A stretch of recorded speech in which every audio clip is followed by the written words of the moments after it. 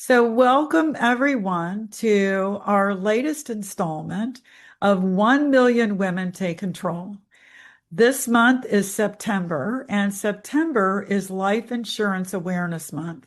And life insurance is a really important tool that men and women, but women in particular, can use to really help create a sound foundation for their finances.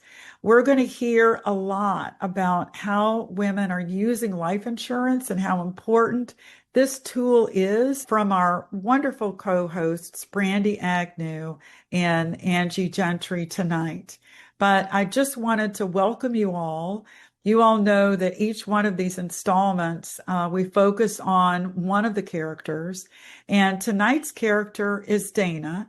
If you all have had a chance to read the women's book, How Money Works for Women, you know that the Dana character is in her 30s. She's got two kids. She's a hospital director. She is trying to figure out how to use her employee benefits and, save for retirement, to take care of her family, and to save for her kids' college education. And among the discussion in Dana's chapter, we talk about life insurance and how important it is, as well as what it means when your employer offers you a life insurance benefit. So those are among some of the things that we're going to be talking about tonight. And so I'm going to turn it over to our wonderful co-host, Brandy Agnew out of Denver, Colorado. Brandy? All right, everyone. It's going to be a fun night. Thank you so much, Kim. We're so blessed to have you and all that you're doing to change lives for women. This should be a really fun night. You know, there's so much that we do as women. You read some of the things online and they talk about a woman as a taxi cab driver and a chef and all the things that we do, but we also have to plan. And so this is our 1 million women empowered to protect and prepared to thrive. And we hope that it moves you. We hope that you learn some things and we're excited that you're here tonight. Now I got to get my slideshow to work. There we go. We're going to watch a quick video. And just want to make sure you guys can hear my sound okay. Will someone give me a thumbs up? Make sure that we've got the sound up. Yes. Summer was just the best daughter. We can hear it. For Yeah. just easygoing, laid back, fun. Summer went to college in Lafayette and worked full time as a waitress. She was going to college in hopes of possibly accomplishing a doctor's degree in the medical field. Colleen had a long relationship as a client here at this office. And so Colleen came in with Summer one day. Summer was a newly licensed driver. And so I helped set up Summer's automobile policy. And that's how I met her initially. She was doing everything on her own. She had her own house, her own car, took care of her own insurance. She got pregnant in 2007. I started talking to Summer about the life insurance during her pregnancy, right at the beginning when I first found out that she was expecting. Christy had offered for Summer to purchase life insurance. She said, wait, I want to talk to my mom about it. Came home and asked me, and I told her to wait to buy the life insurance till a later time because I knew she would, just making it every month. Summer then came in later, and I talked to her and I said, Summer, I know that you're wanting to put off buying the life insurance. I said, but we have some products here that are very affordable and can get you started for $12 a month. So I talked to her again and she decided to buy the life insurance that day. Just the motherly instinct already in her said, this is something that I need to do for me and my child. Summer was walking on the side of the road near her home and was tragically hit by a car and killed. At that time of the accident was 22 years old, and she left behind Nathan. He was 9 months old at the time. I felt like a part of me was. I was worried I wasn't going to be able to be myself again. And so I had to just kind of regroup. And I think in my heart, I believe she's still here. In Nathan, she's still here. So it's like, I deal with it like that. I was very proud of Summer having bought this life insurance policy because it made life a lot easier in a time of tragedy like this. Colleen and I to plan her funeral, take care of debts. It was a godsend. Having gone through this with Summer now, I think my advice to her looking back would have been a whole lot different. I think life insurance is worth that little extra. There's such a lesson, I think, for young people to realize that there's no promise of a tomorrow. There's no guarantees, and you have to prepare for those what ifs.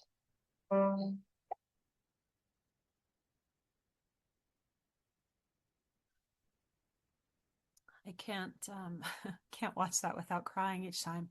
In our industry, we meet a lot of people that will say they don't believe in insurance, and you hear a family like that, and none of us think we're going to lose our kids at 22 years old. But good job, Summer, for making a decision that changed the life of the family left behind.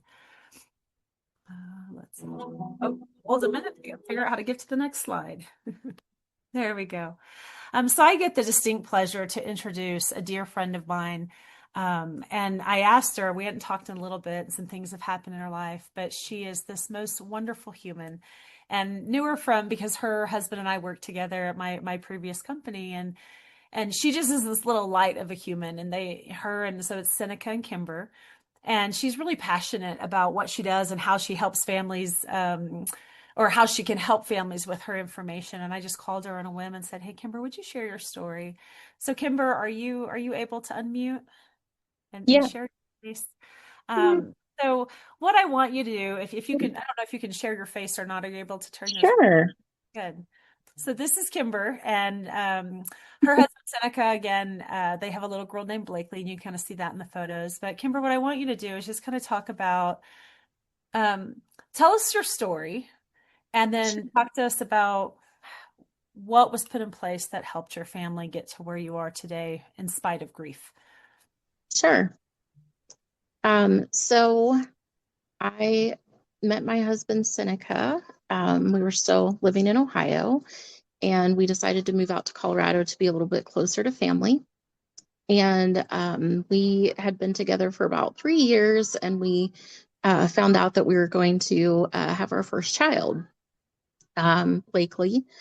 And when that happened, shortly after Blakely was born, the employer that I was working for, they didn't offer a whole lot of benefits as far as anything more than health insurance. But they did, thankfully for us, it was someone that they knew personally that had been able to help them out. And so they invited him to come and meet with anyone who wanted to talk about other policies that he could provide. And so I met with him, and at the time, Seneca and I both had small life insurance policies that were, I would say, about maybe $10,000 each. And so when he started talking about life insurance, I said, "Oh, it's okay. We have life insurance, and we can talk about some other things, but we're covered with that." And he said, "Would you mind if I just ask you a few questions about what your coverage is?" So we talked about it, the limits on the policy, and he said, "It's great that you have this policy in place, and that would definitely provide enough for you to probably cover funeral expenses." But he said, "I know you just had a baby recently. Have you guys talked about what you would do in the event that something would happen to one of you to provide for your daughter?" And I said, "Well, no, I guess we didn't really talk about anything like that." And he said, "Well, would you mind if I just put together some numbers for you and take a look at your finances and how, what your bills are, how you're living now? And could I just put together some numbers and have a meeting with you?" And I said, "Yeah, absolutely. It doesn't hurt to just take a look and see what you have to offer."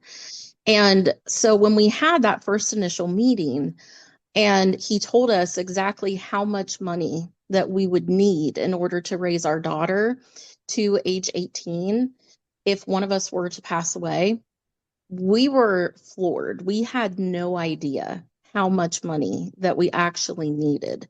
And what we had at the time was barely enough to cover funeral expenses. So we talked about it, and my husband always kind of had the opinion that, you're just wasting your money with insurance. You pay into it, and you never see anything from it. So you might as well just pour your money down the drain, Kimber. That's kind of what he told me.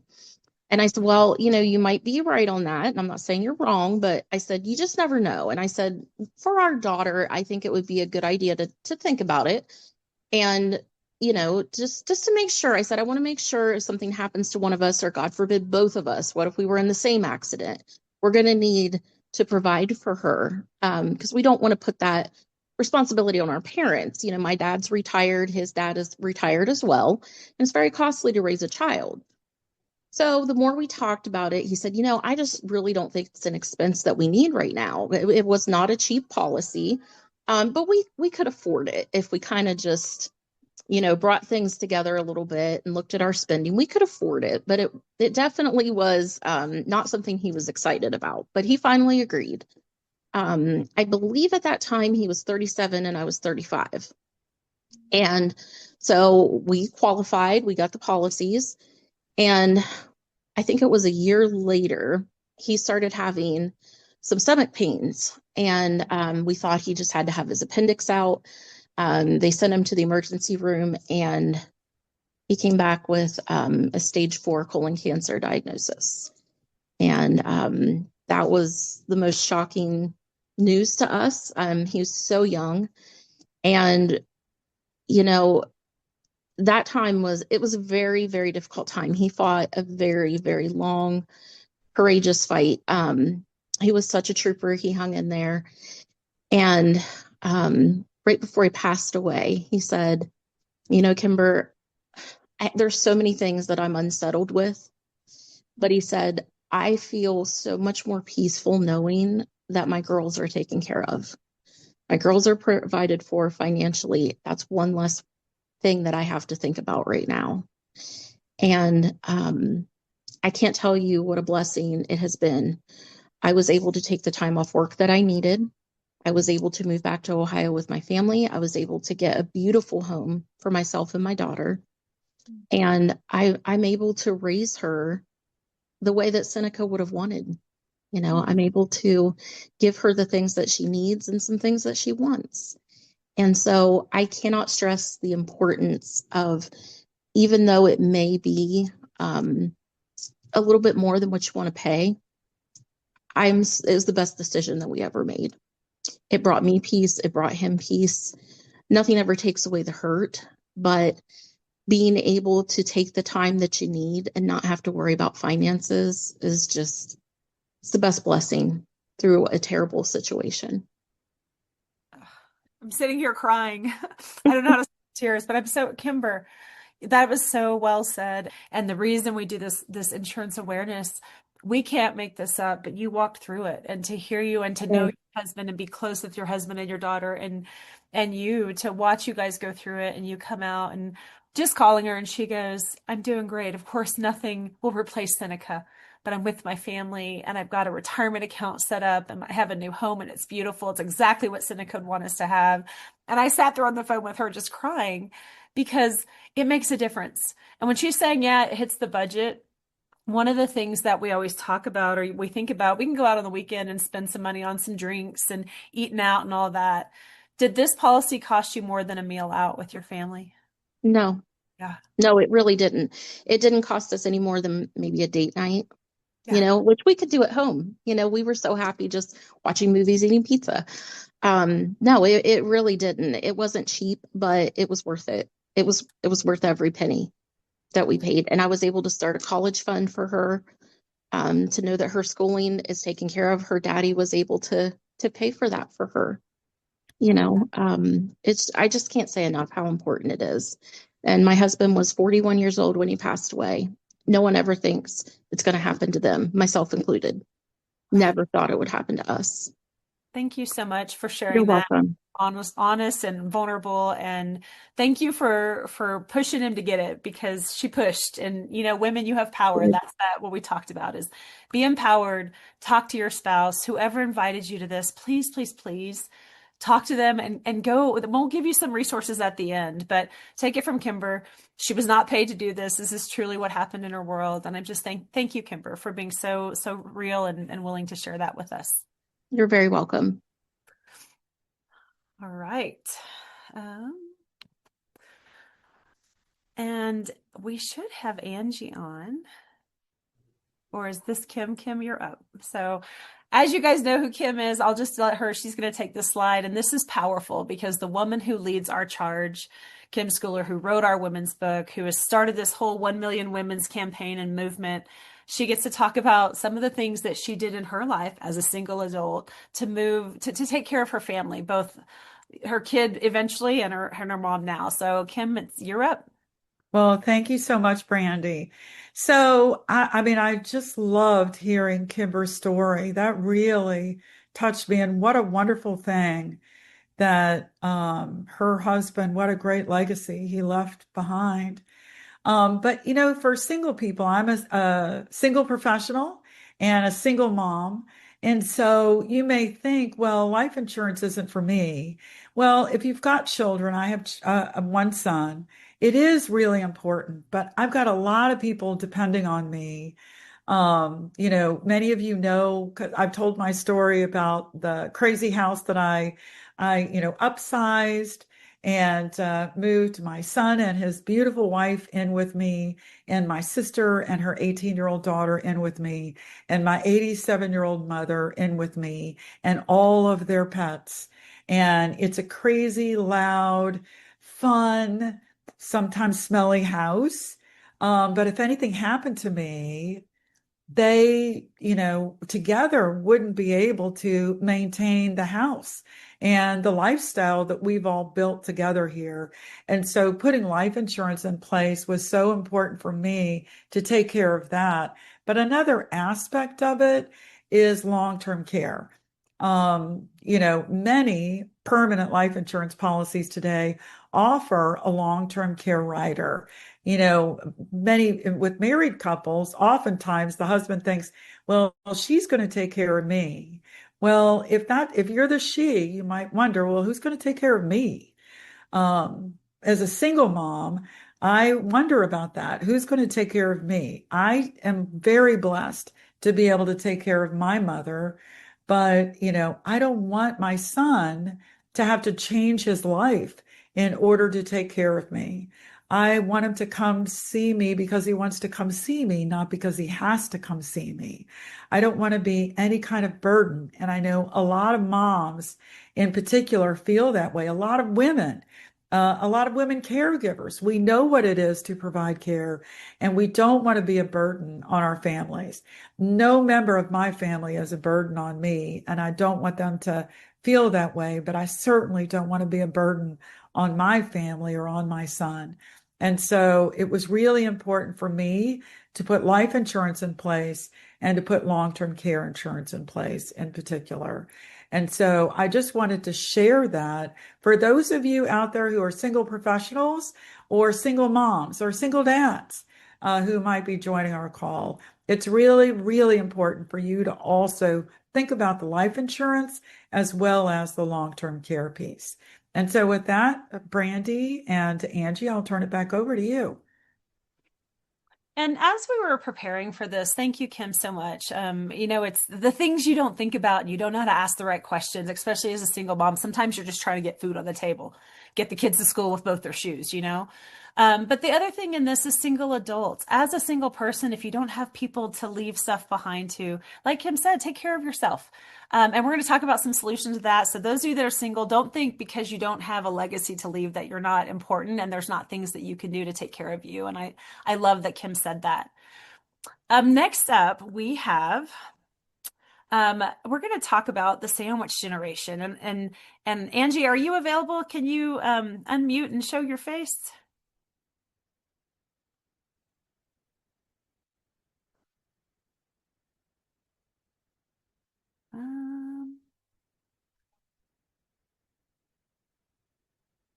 Well, I'm gonna go ahead and kind of talk about what the sandwich generation is. This is the generation, it's me. It's the people who have, you can kind of see on the teeter-totter. You have the kids you're still taking care of, and now mom and dad need some help. And you're stuck in the middle, like Kim said, she's taking care of her kid and her mom. Um, that's something that we're all gonna have to face. And as we're looking at what's going on in the world right now, we're seeing that the baby boomer generation, about 12,000 are retiring every day, and by 2030, all of them will be 65 or older. And so as we're working into that space, we have Angie on and we're having a little bit of technical difficulties, it looks like.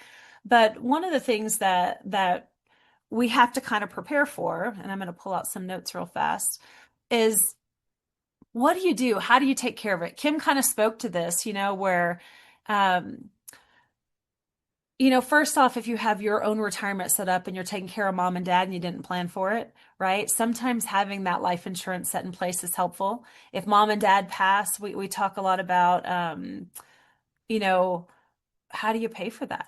Do you guys know one of the biggest GoFundMe's is for funerals? And it's sad because we don't think about the cost of a funeral, whether it's cremation, and people go, oh, I'm just going to get cremated. Or my favorite is this when someone says, oh, just throw me in the ocean and let the sharks eat me. Because I would go to jail if I did that to my parents. And I think that's a terrible choice. Far better for me to take care of you and hopefully have an insurance policy to make sure I take care of what you're going to go through. Um, Angie, if you happen to be on and you can come on, I'm going to move forward so I don't take away. We have a special guest to speak to this slide. Her name is Margaret. So once we get through that technical difficulties, I might pop back to this slide, but I think we'll kind of move on and we're going to skip I don't know what to do here, Kim, because both of these were wonderful slides and talking about just different families. And they were with Angie, but I don't think she's Well, here. Brandy, I would just move forward and I'm hoping I'll reach out to Angie to see what I can do to help her connect. Okay, But why don't you just skip ahead I'll do it. and Okay. we'll come back. Okay, so I'm going to move forward. I do know this next story. It really comes better coming from Angie because this is Pete. Pete is one of Angie's clients, and she almost talks in tears when she talks about it because the sad part, and he was going to be here tonight, but his wife passed. I'm just going to cry through this whole thing, and so I'm glad that it's a bunch of women. You guys will cry with me. Um, but what happened with Pete was he had a plan in place. And when Angie gets on this one of the things that he said, and if we don't get Angie to be able to speak to the slide, the things that he said, we had asked him, what motivated you and your wife to start planning for the future together, especially with your blended family? And he had mentioned that seeing stress, confusion, division of family that comes from poor planning, he didn't want that for the future. And he said it's really important that we're all intentional about our future. And I thought that was really key. He also said, in response to the loss of his wife, how did having a plan in place help you through the painful loss of your wife? Andy, I'm on. Can Okay, you wonderful. hear Good. me? We are having major technical difficulties. I don't know. I didn't have the line below, and then it put me on as a panelist. Now I clicked it on and it worked. So I'm like, here I am. I'm so sorry, you all. No But worries. Now that you're here, though, I was telling about Pete, so I kind of gave a little overview about Pete, and we were asking some of the questions that I was reading some of the answers that you had. But the next question was, when you were meeting with Pete and you asked him how did it help you through the painful loss of your wife, talk to us about what he said about that. he said no one ever really prepares for something like this, but knowing he had a structure in place, something that that gave him the opportunity to breathe, like he said, it gave him comfort, and having someone like me to guide him through it all made all the difference in the world, and it gave him the stability in the midst of all the chaos that he's going through right now. Hmm. Yeah. I mean, that's stability. That's something that all women have a desire for, safety and stability. You asked him another question and you said, how important was it for you and your wife to plan for each other? And you had given him a stat, and we had this on recording and we were going to play it, but it seemed more real to kind of not have a sound audio by it. But Angie had mentioned that 80% of women die single while 80% of men die married. And what did he say that? How was important was it for you and your wife to plan for each other? What did he say to that question? He said it was extremely important because he's actually the reverse of that. He's the one that's dying, will die married, where his wife died. He will die single while his wife died married. So being that,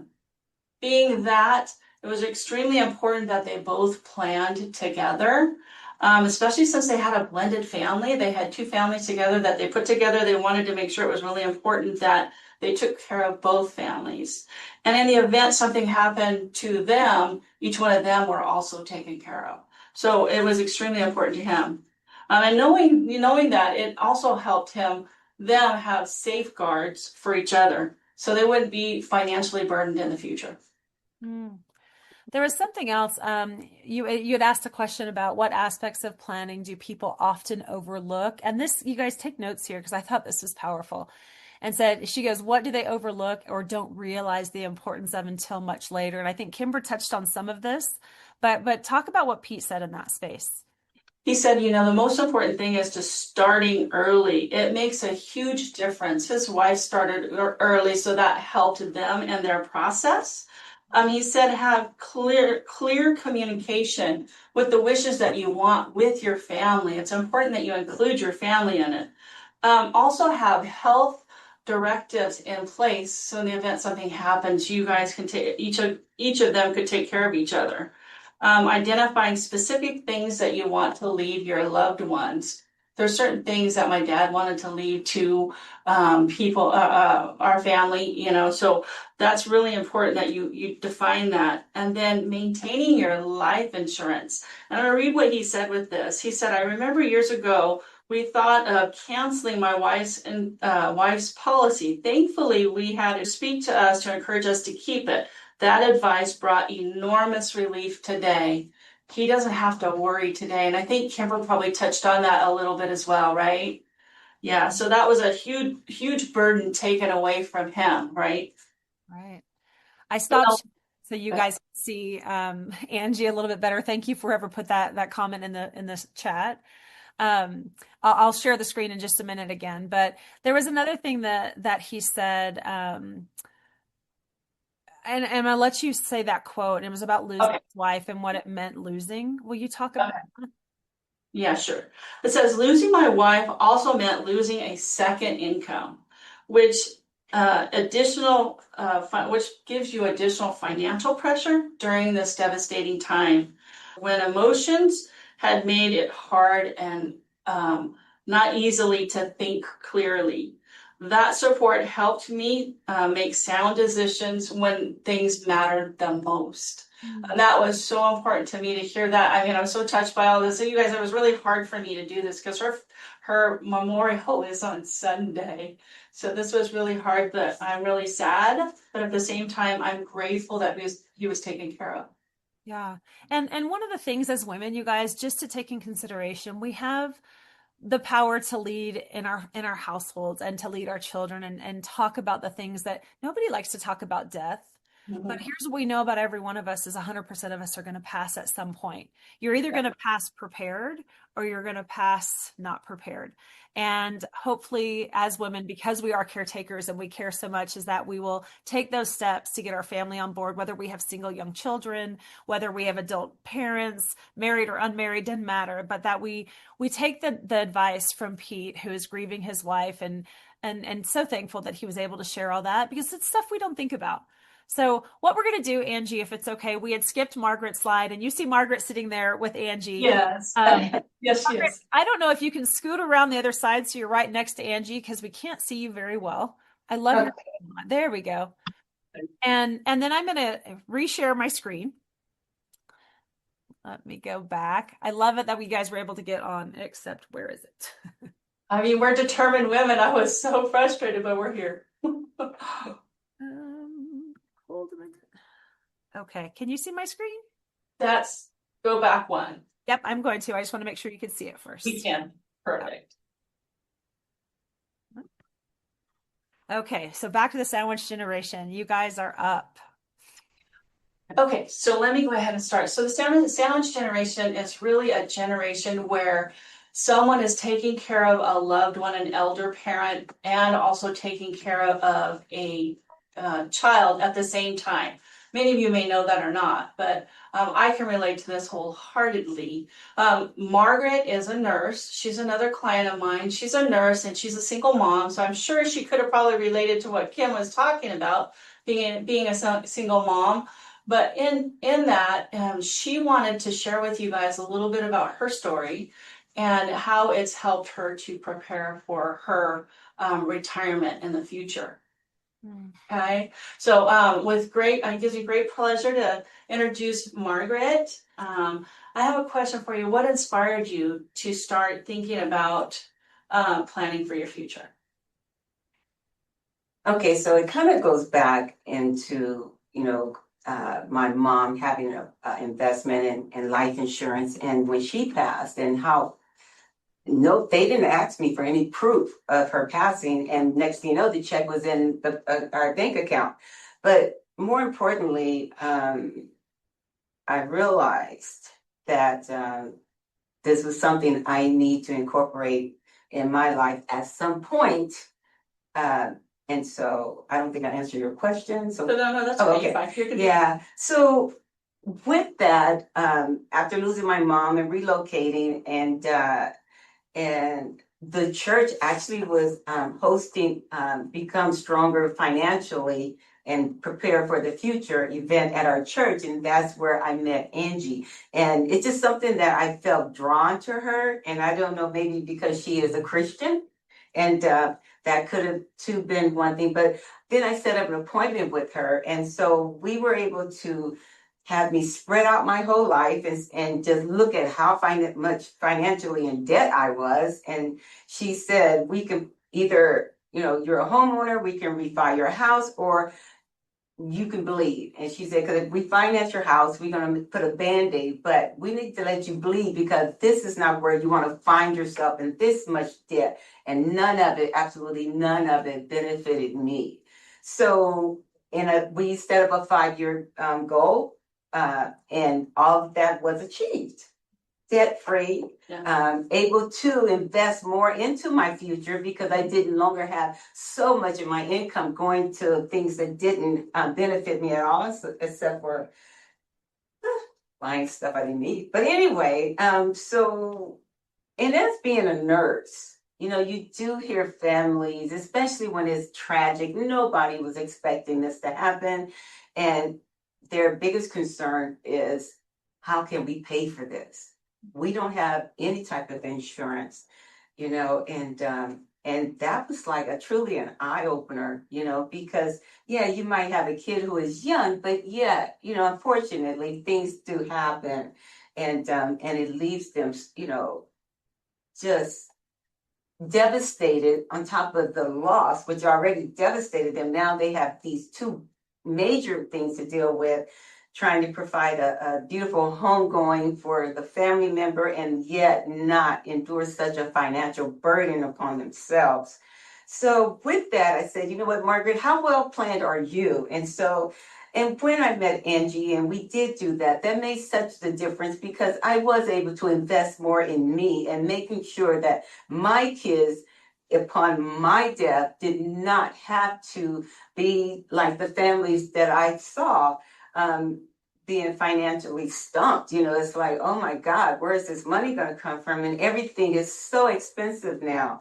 So we met again and we said, okay, now it's time to plan for the future. So we did the life insurance because that is so key in a lot of things. And we find that all of the insurances that we get from our job do not follow us into retirement, which is truly unfortunate. So life insurance, long-term insurance we set that up. And with that, I am just feeling so comfortable that, okay, upon my demise, yes, my family is going to be well cared for. The emotional thing will exist, but not a financial burden upon them at all. So, and so also with that, with the investments also, it actually helps you with, most of the time you have to have a supplement retirement income. And so, and with that, I'm not worried anymore. I always thought, okay, I might be that person to be at the Walmart. I want to be the greeter at Walmart. But now, I can leave that to someone else because I am feeling like I left a legacy for legacy planning in place that would help me and help my kids, which, as I move on, that it gives me and definitely could give anyone uh, a peace of mind in the future for all of the things that can happen. But yet, most of the time, it's a financial situation that happens more so than anything else. So I am very secure that Angie and I had made the best decisions that apply to me. It's truly, truly important that you find someone who is totally invested in you. And even though I know she has other clients, but I don't feel that when I'm with her. I feel that she knows me and she hit a couple of buttons and my life just falls open right there. And she was like, okay, we need to make some adjustments. And that is the beauty of all, is that she is invested in me. And that's what everybody needs to make sure, that they find someone who treats them as if they are her only client. Thank you. Oh, that was beautiful. Margaret, thank you for sharing that. That was such a great testimony to, you being teachable for one, but also allowing people to come alongside you to help you get to where you can be successful. And as a nurse, you help so many people. So thanks for letting Angie come alongside you. What a testimony to Angie's ability to love people and change the world one little family at a time. That was beautiful. Thank you, Margaret. You're so welcome. And you guys can see my screen again. We're going to keep going. We have some more great, phenomenal things to get through. I'm so glad you guys were able to hop on. Angie, we get to talk about this. I'm going to let you go into this space. I'm going to mute out. This is a really phenomenal way for you guys to understand what's the right amount. So Angie, it's up to you. Okay, so we call this the die method, and the die method is really how much protection do you need. So when you look at that, can you pop the next slide up, Randy? The die method means a couple of things. That it's what you're going to need to estimate how much life insurance, right? So you have to cover your debt.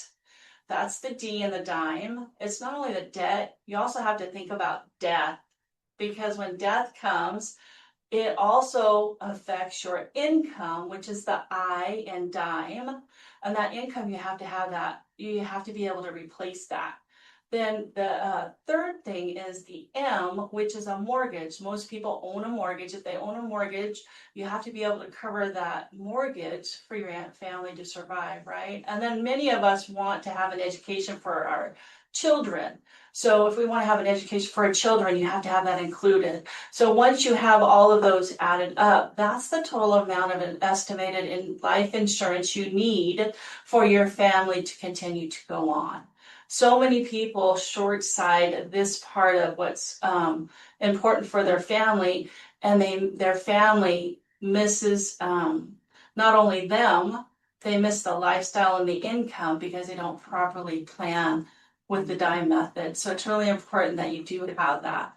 Like Margaret said, her family's going to be taken care of. Pete's family, he's taken care of, and Kimber, that was on earlier, her family, she was totally taken care of. And I am so sad that I didn't get to hear hers. I so wanted to hear what she had to say, because it just brings hope to many of us. So I hope you guys take this and invest the time to get with the person that brought you here, to understand what numbers you need to have, and make sure you have them set in place so that you can prepare and save your family and leave that legacy. So good. So good. And yeah, the good news is we have it recorded. So you guys, just a quick word. We do have a 1 Million Women Take Control YouTube channel. So we'll encourage you, when you get an email from us, don't just delete it, read through it, because there's going to be a survey and there's going to be our YouTube channel. So you'll get to hear what Kimber said, and it was beautiful. I was in tears, if I'm honest. All right. Proper protection. All right. And I'm not sure why it did that. So I get to talk about solutions. I'm one of those people, whether it's a good quality or a bad quality, I don't know. But I'm one of those people that if you tell me a problem, I always want to solve it. You know how when your husband does that to you, you're like, I don't want you to solve it. I just want you to listen. I might be the dude in the relationship. I don't know. But what I do want you guys to know is that there are solutions. I won't spend a lot of time on these, but there's three kind of different types of insurance. A lot of times, unless you've done the research, you don't know what those types are. So I want to just do a little bit of education here. There's term insurance. Term is exactly what it says. It's for a term, it has a beginning and an end. And how Kimber alluded to earlier is that it's a waste of money. You're going to throw your money into it and one day it's gone. Well, her husband Seneca wasn't wrong, except it worked. Their bad luck was good luck at the same time, right? And so it worked for them. The thing about term, because it begins and it ends, it's usually affordable. So for instance, I just covered a 41 year old chiropractor, great health, and it was $80 a month for him to have $1 million policy. And so what I know is that I've taken care of him, and that was something that he could afford based on he's just starting his practice and blah, blah, blah. Um, the term insurance, and I'll kind of go this kind of quickly, but it's to protect your income, pay off debt, right? So when Kimber talked about um, when her husband passed away, she was able to get all the debt paid off, move to Ohio. She's paid for her daughter's college, just a, kind of a kiss on the forehead from her husband, right? Um, it replaced some of the income and it set up her retirement plan for those left behind. And it also was able to give her the ability to buy a home. And had she stayed in the home she was in, she would have also paid that off. So that's kind of what we do with term insurance. There's also a thing called perm insurance, and I just did it for the sound bite of it, the term versus perm, but it's also permanent, meaning it's forever. So if you live to be 120 years old, you can use this type of policy. Oftentimes, a permanent policy is a cash value policy, meaning you put money in and that money grows inside of there, and you can use that cash value accumulation for things like education. You can use it for paying off debt. So it's a way to have some money inside of there. It's also for a wealth transfer, right? That death benefit for both of those types of policies, term and perm, goes to your family, usually tax free. And so it's a nice wealth transfer. It's also great for estate planning. And oftentimes, and I encourage you guys, everyone, 7 out of 10 Americans are going to need long-term care. For the sake of time, I'm not going to jump into that, but knowing that a long-term care, if you're 7 out of 10 Americans, look around, your 10 friends, there's 7 of you that will end up in some kind of facility needing extra help. And usually towards the end of our lives.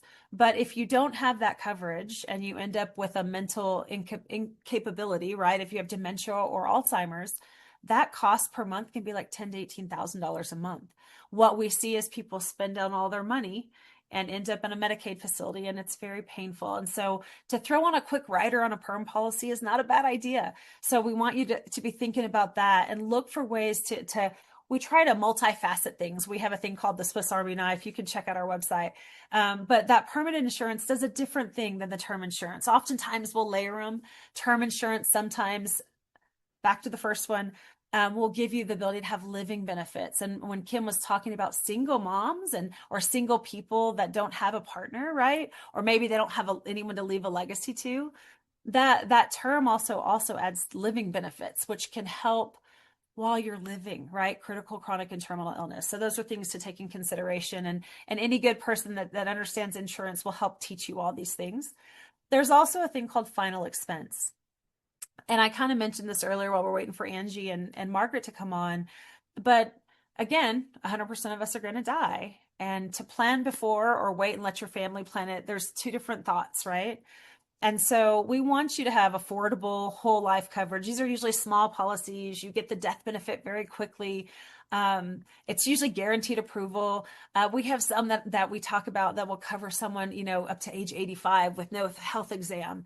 And so those are things. And the goal of these, I mean, they're little pieces of money that help with families, but they give you peace of mind and dignity for the person who's leaving, right? And they get to plan their wishes and all that kind of stuff. So here are some solutions. The biggest thing that we want you to know, I'm not going to be able to teach a whole class on this tonight. We want to just give you a high level. And whoever invited you, please, please, please get back with them on a call and ask these questions. We also have the ability to hop onto, if you go to shopyourterm.com, you can go in and you can you get a lot of information on there about if you already have a life insurance policy, are you paying too much? Is it the right amount of coverage? So we highly recommend go check out Shop Your Term, but even better than that, get someone who will hold your hand through it and help you get the right stuff. All right. If I can make it through this without crying, we're getting to the end here, and we're doing good on time. So put any questions in as we're talking about this. But this is a letter to us from our insurance policy, and it says, "Dear friend, I am your life insurance policy. You and I share a similar purpose in this world. Your role is to provide food, clothing, shelter, schooling, medicine, and other essentials that your loved ones depend on. While you are busy doing this, I lie quietly in your safety deposit box, waiting. I have faith in you. I trust you. Out of your earnings comes the cost of my upkeep. At times, I may seem small or insignificant to you, but someday, perhaps sooner than you think, you and I will change places." Oof, the tears, here they come. "When you are laid to rest, I will step in to provide food, clothing, shelter, schooling, medicine, and many things your family will continue to need, just as you once did. When your work and labor are finished, mine will begin. Through me, your hands will carry on." Whew, I'm crying today. "So when you feel the price of keeping me is a burden, remember, I can do more for you and your family than you will ever do for me. With steady commitment, your life insurance policy." So much emotion. Take that for real, right? And so we get to end. We were about 10 minutes early, which never happens when I'm speaking. So I worked really hard to be on time. But I'm going to give you guys some things here. And Kim, I'm going to have you come back on if there's anything else you want to share. But our goal tonight, we're empowered to protect and we're prepared to thrive. Our mission is to reach 1 million women and empower women to take control of their finances, their insurance, their families. There's so many things that we do through the 7 Money Milestones. And we do have another one coming up in October.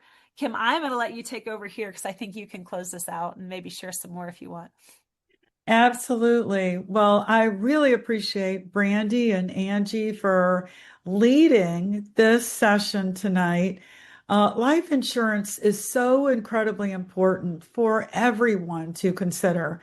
But as I mentioned earlier, and has been echoed throughout the presentations tonight, it's important for women in particular to consider.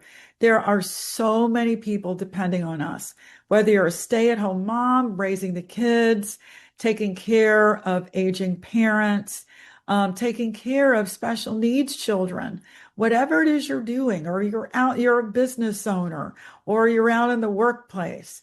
You need to think about, if something happened to me, who would be affected? What debts would be left behind? And so you just need to be thinking about that. And, as has been mentioned tonight, a lot of people overestimate the cost of life insurance and underestimate how much they need. And so Brandy talked about shopyourterm.com.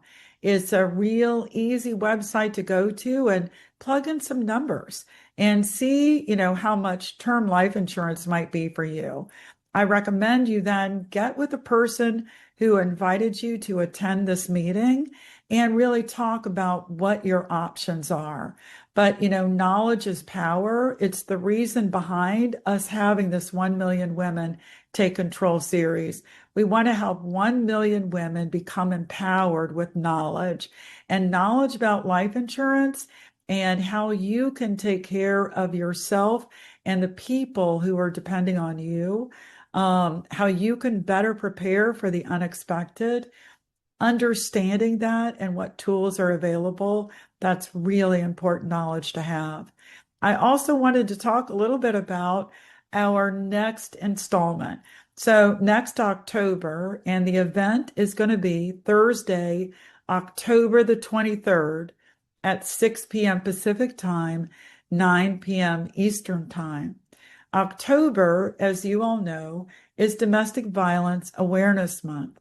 1 in 4 women are impacted by domestic violence, and 99% of those women are also victims of financial abuse. Because when you think about it, having control of the finances is one of the easiest ways to take control over another person. And so October 23rd is going to be focused on financial abuse. What are the red flags? What are some things that you can do to escape that situation? And then once you've left an abusive relationship, what comes next? So many times these women not only are starting over, they're starting behind because they've got bad credit. They've got creditors chasing them. They may have a bankruptcy or judgment liens, the IRS after them. And so there are a lot of things that we're going to be able to share with you on October 23rd on how you can help yourself and how you can help the people you love who might be in this situation. We're going to get that link out to you soon so you all can prepare to be on that event. This has been a really wonderful time together. I appreciate you all being with us. And, a couple of other times we've gone a little bit long, and tonight we're going to end a little bit early. But I hope you all just have an incredible night and an incredible month, and just celebrate yourself and the other women in your life. Um, I feel incredibly blessed to work with the wonderful women panelists and the wonderful women who, joined this meeting tonight. But it means a lot that we are doing this together, 1 million women strong. So I hope you all have a great night again, and we'll see you in October.